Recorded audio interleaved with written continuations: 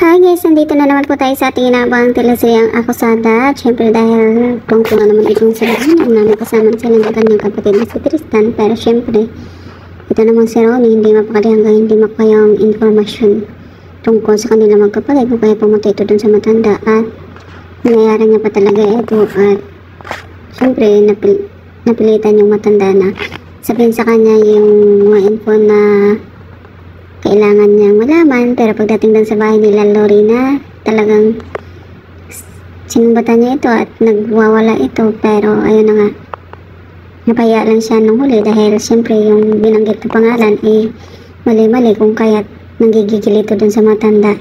At sa sobrang galit nito, binalikan niya ang bahay ng matanda. Pero bago yun, tinawagan ni Tristan ang matanda at sinabi naman ng kaibigan niyang matandang nakatira doon na hindi naman niya tatraido rin itong si Tristan dahil mali na informasyon yung binigay niya doon. Kung tuwang-tuwa naman itong si Tristan at gusto din ni Lorena na magiging safe yung matanda kasi alam niyang babalikan ito ni Ronnie.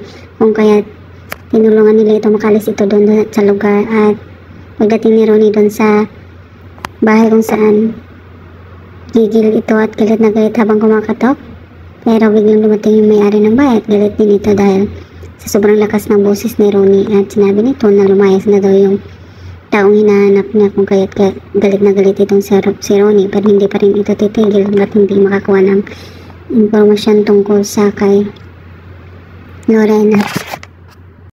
Nagulat itong si Lorena nung bigla may dumating na pulis doon sa bahay at gustong maimbestiga. At sinabi nito na wala yung kanyang asawa na si Wilfred. At sinabi naman ng investigador hindi naman si Wilfred ang gusto nilang kausapin kundi ito mismong si Lorena, dahil gusto nilang imbestigahan ang kaso ni Joy na matagal na daw na nakabinbin. At ayun na nga, mayroon silang nakuhang lead na mayroong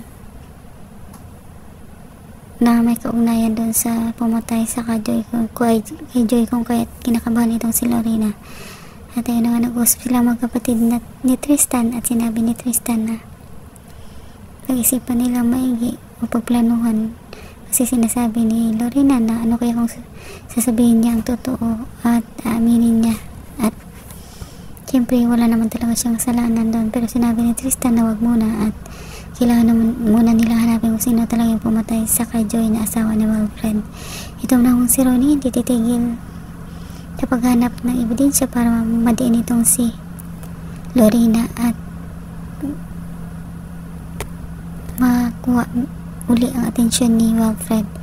Maraming salamat sa panonood guys. Please don't forget to like, subscribe and press the bell button for you to notify you on my next video. Thank you and bye!